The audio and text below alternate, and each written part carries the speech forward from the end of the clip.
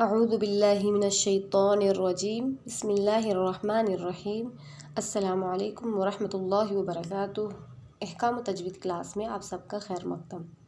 ہم پہلے وضاحت کر لیں کہ یہ کورس خاص طور پر ان لوگوں کے لیے ہے جو یہ تو جانتے ہیں کہ قرآن مجید کیسے پڑھنا ہے لیکن اسے پڑھنے کا صحیح طریقہ یعنی تجوید کے ساتھ پڑھنا نہیں جانتے ہیں۔ تجوید کیا ہے؟ تجوید کہتے ہیں خوبصورت کرنا، عمدہ کرنا، اچھا کرنا۔ تجوید کا اصطلاحی معنی ہے ہر حرف کو اس کا حق دینا، یعنی مخارج و صفات اور قواعد کا لحاظ رکھتے ہوئے قرآن مجید پڑھنا۔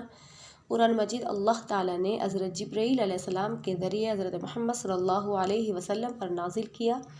ہم چونکہ عجمی ہیں اور قرآن پاک عربی میں ہے اور ہمیں قرآن سیکھنے کے لیے تھوڑی محنت لگے گی، تو آئیے ہم بھی اسی طرح قرآن مجید کو پڑھنے کی کوشش کریں جس طرح حضرت محمد صلی اللہ علیہ وسلم نے پڑھا اور پڑھایا ہے۔ تجوید سے ہم یہ کام کر سکتے ہیں۔ تعریف میں مخارج کا ذکر ہوا۔ مخارج مخرج کی جمع ہے جس کا مطلب ہے نکلنے کی جگہ۔ تو حروف منہ کے جس جس حصے سے ادا ہوتے ہیں، منہ کا وہ حصہ ان حروف کا مخرج کہلاتا ہے۔ مثلا مخارج کو لیتے ہیں واللہ علیم، خوب جاننے والا، مطلب ہوگا اللہ جاننے والا ہے۔ واللہ علیم، دردناک۔ اگر ہم علیم یعنی عین کی جگہ امزہ پڑھیں گے، جیسے علیمن پڑھیں گے، تو علیمن کا مطلب اللہ دردناک ہے۔ استغفر اللہ، کتنی بڑی غلطی ہوگی۔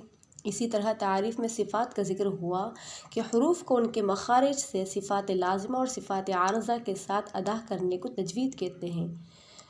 کچھ صفات حروف کے لیے لازمی اور کچھ عارضی ہوتی ہیں۔ جو صفات لازمی ہوتی ہیں ان پر عمل کرنا نہایت ضروری ہے۔ اگر لازمی صفات پر عمل نہیں کریں گے تو الفاظ بھی تبدیل ہو جاتے ہیں اور معنی و مفہوم بھی تبدیل ہو جاتے ہیں۔ مثال کے طور پر جو حروف ایک جیسے ہیں، جیسے ح اور ہ، تا اور طا، ذال، ذا، ظا اور ضاد، اسی طرح سا، صاد اور سین، قاف اور کاف، ان میں فرق کرنا ضروری ہے۔ جیسے سورہ اخلاص میں قل ہے جس کا مطلب ہے آپ کہہ دیجئے، آپ فرما دیجئے۔ اگر ہم فرق نہیں کریں گے، اس کی جگہ ہم کتاب والا کاف پڑھیں گے جس کا مطلب بنے گا کل، تو کھا یا تمام۔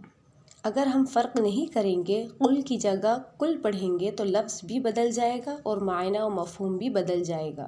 یعنی ہم فرق واضح کیے بغیر قل کی بجائے کل پڑھیں گے تو معنی و مفہوم یہ بنے گا قل هو اللہ احد، تو کھا اللہ ایک ہے، جبکہ صحیح لفظ قل هو اللہ احد جس کا مطلب ہے کہو اللہ ایک ہے۔ تو پتہ چلا جو حروف ایک جیسے ہیں ان میں فرق کرنا ضروری ہے اور لازمی ہے۔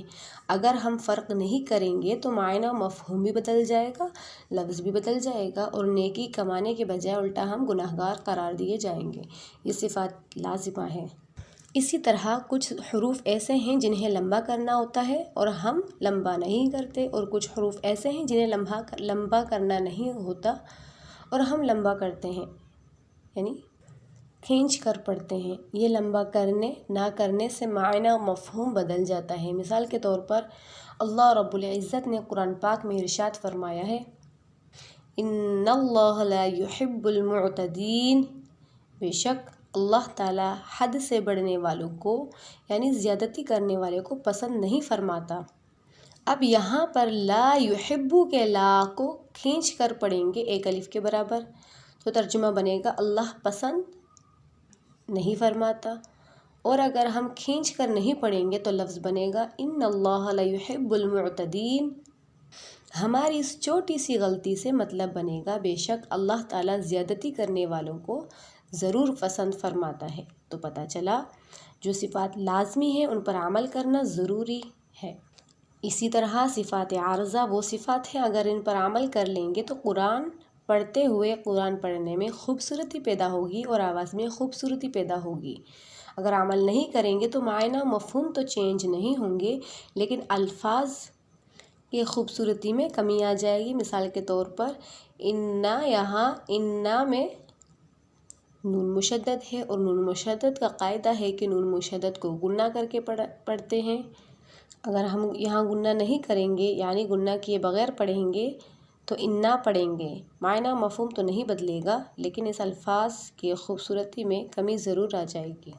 اور تجوید کی جو لغوی تعریف ہے اگر اس پر غور کریں ہم کہ کسی چیز کو عمدہ کرنا، ستھرا کرنا، سنوارنا، آراستہ کرنا، تو تجوید کی لغوی تعریف بھی ہمیں بتا رہی ہے کہ قرآن مجید کو خوبصورت آواز کے ساتھ پڑھنا چاہیے۔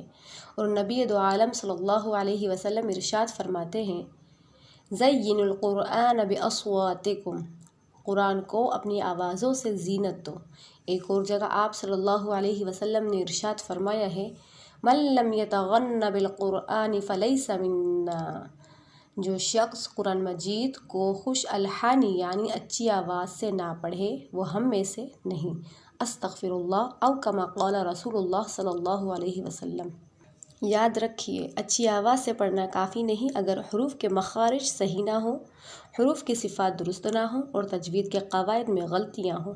قواعد میں غلطی ہونا مثلاً خلقنا ہم نے پیدا کیا، اس کے بجائے کوئی خلقنا ان عورتوں نے پیدا کیا پڑھے تو معنی میں زبردست تبدیلی آ جائے گی۔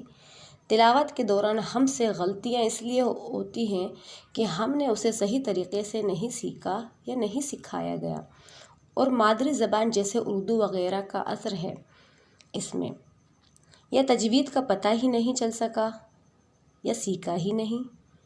تو ہمارا مقصد ہے قرآن مجید کو تجوید کے ساتھ پڑھنے میں آپ کی مدد کرنا، رہنمائی کرنا، تجوید کے بنیادی قواعد ان کی اہمیت بتاتے ہوئے سکھانا، ساتھ ہی یہ بتانے کی کوشش کرنا کہ یہ قواعد کیوں اہم ہیں۔ قرآن مجید کی درست طریقے سے تلاوت کرنے پر خود آپ کو ایک خوشی ہوگی اور پڑھنے کا مزہ آئے گا، اس لیے کہ آپ اللہ تعالیٰ کے کلام سے قریب ہوتے جاتے ہیں۔ آخر میں میری دعا ہے اللہ رب العزت ہمیں قرآن مجید کو صحیح معنوں میں سیکھنے اور پڑھنے کی توفیق عطا فرمائے، آمین۔